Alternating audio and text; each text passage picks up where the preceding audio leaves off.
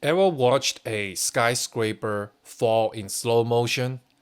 Because that's exactly what's happening to China's largest airport group, Capital Airport Group. Just racked up a 39.5 billion yuan loss over 5 years. That's about 5.5 billion US dollars. A bona fide fiscal train wreck. The kind of disaster you can't look away from because it doesn't just expose one company, it tears the mask of the entire system of Chinese infrastructure madness. This isn't just a corporate belly flop. This is the sound of an empire collapsing under the weight of its own delusions. You remember Capital Airport Group, right? Once the poster child of China's skyward ambition. This was the empire that managed the busiest airports on Earth. At its peak, it handled 240 million passengers in a year, more than the entire population of Brazil.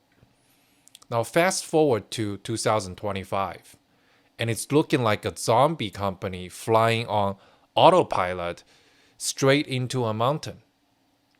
In the first quarter of this year alone, they posted another 916 million yuan in losses. That's every week, every day, every hour, bleeding cash like an open artery. The worst part? It's not an isolated tragedy. This isn't Lehman Brothers collapsing in a vacuum. This is a systemic crisis, a slow burn implosion of China's civil aviation system, disguised under the usual propaganda about economic recovery and bounce back. On the surface, sure, things look like they're recovering because last year, airports in China saw 1.46 billion passengers, surpassing 2019's levels. Airports were doing kind of like a champagne popping victory lap. And, some airports feel like they're doing fine again, except for one inconvenient corpse left behind, the Capital Airport Group. While smaller airports were getting back on their feet, this juggernaut was still hemorrhaging money like it was COVID-19 2020 all over again. Well, let's talk numbers. 2020, 8 billion yuan in losses. 2021, 6.8 billion yuan in losses. 2022, 12.4 billion yuan in losses. 2023, 6.8 billion yuan in losses. 2024, 5.5 billion yuan in losses. That's 39.5 billion yuan in losses in just 5 years. Remember, in 2019, they made a healthy 5.9 billion yuan in profits. This is not just a decline. This is a financial suicide dive off a cliff and too big to be quiet. Look, this isn't some backwater airport in the middle of nowhere. This is the biggest airport group in China. And by number of airports, the largest in the world. In 2024 alone, they handled 241 million passengers, which is 17% of China's total air traffic, 2.37 million tons of cargo and mail, which is 11.8% of national total. They operate 34 airports spanning Beijing, Tianjin, Jiangxi, and Heilongjiang.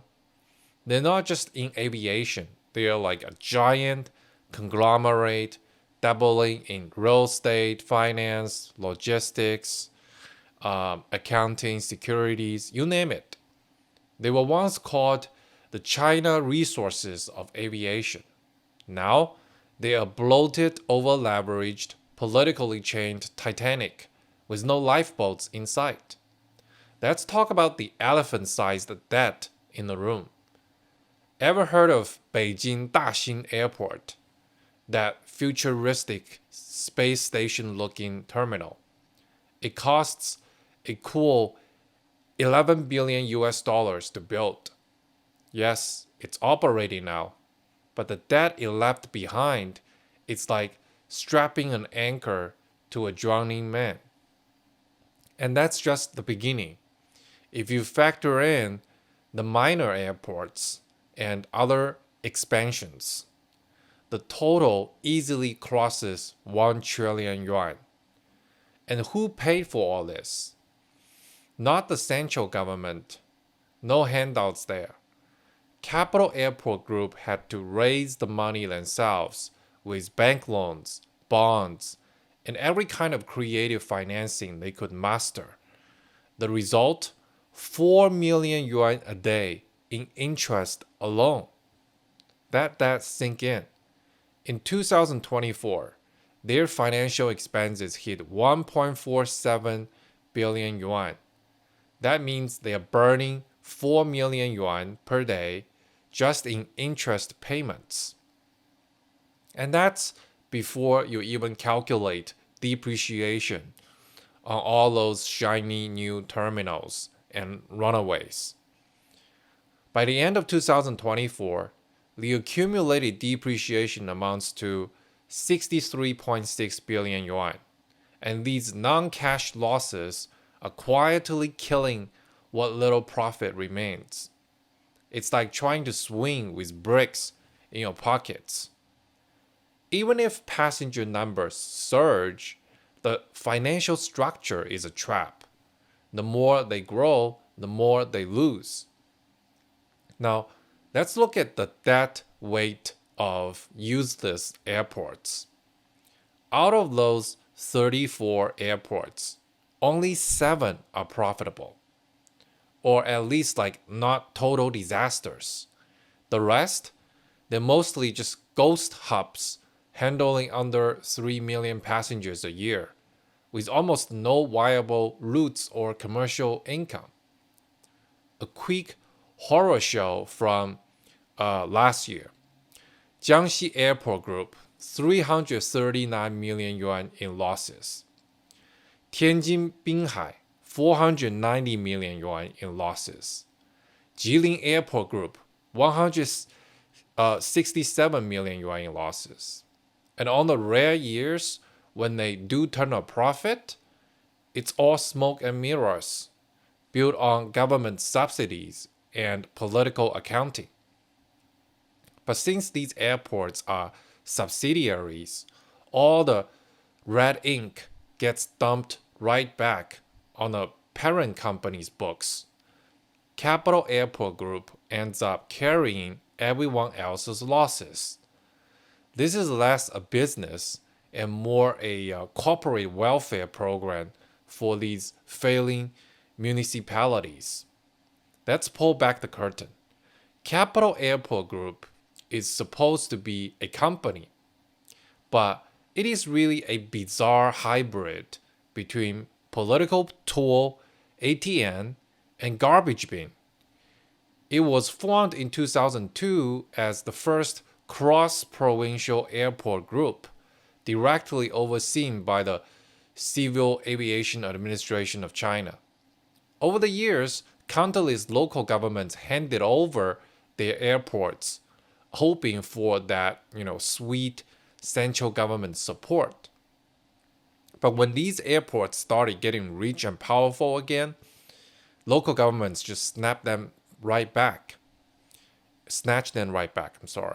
And every time an airport starts doing remotely okay, the locals say, "Oh, thanks for the investment. Bye." And then the Capital Airport Group is left holding the bag on the worst performing airports. This isn't reform. It's political looting disguised as local empowerment. The structure was broken from the beginning. A company treated like a ministry, a political pawn, in an economic costume.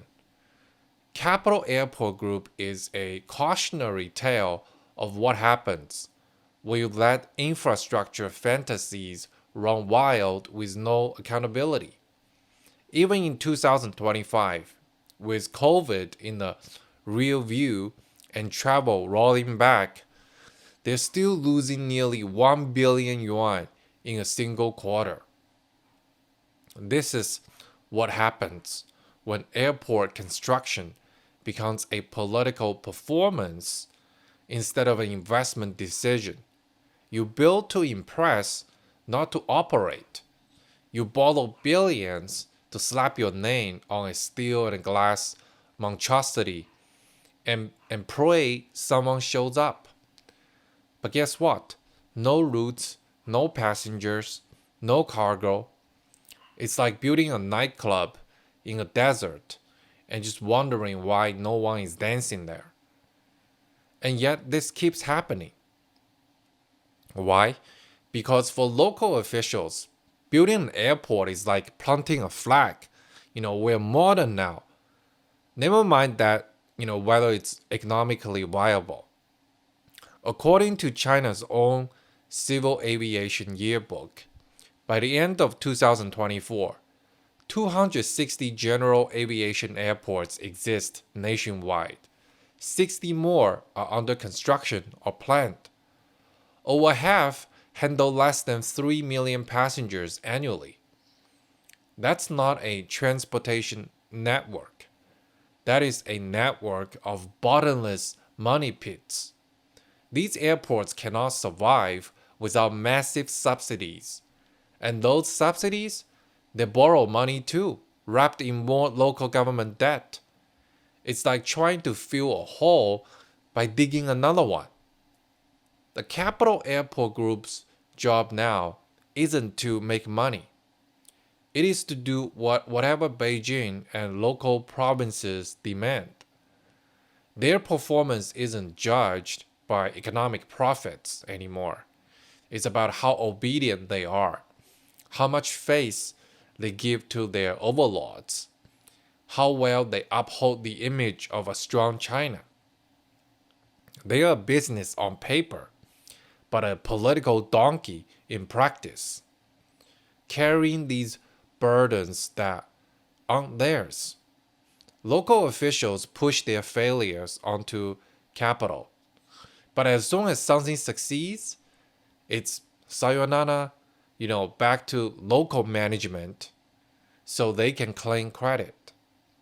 Even the things airports should profit from, like parking, terminal retail, express lines, get stolen. At Beijing Capital Airport, the subway line is owned and operated by Beijing Metro. Parking, that's managed by a totally separate local SOE. So while flights are packed, Capital Airport Group cannot monetize any of it. It's like hosting a sold-out concert and just not being allowed to sell tickets. And the strangest irony of all here is more passengers equals more losses. It is the world's worst business model. High volume doesn't help. It just accelerates the burn rate. We've hit a paradox. Airports are working harder than ever in China and dying faster than ever. And some officials still say, oh, losses are fine, infrastructure is a public good. Well, sure, but let's talk about the scale. If your city has a 10 billion yuan annual budget and you're sitting on 30 billion in airport debt, that's not public investment. That's economic suicide. By 2024, local government debt in China hit 40 trillion yuan. The system is cracking. The 39.5 billion yuan loss by Capital Airport Group isn't a problem. It's a giant red flare in the night sky screaming, this system doesn't work. What we are watching is the death of a model. Build now, pray later. Debt today, GDP tomorrow. Faith now, collapse later. Capital Airport Group didn't fail because it was weak. It failed because it was forced to carry the illusion. And unless someone rethinks the system from the top down, this won't be the last crash.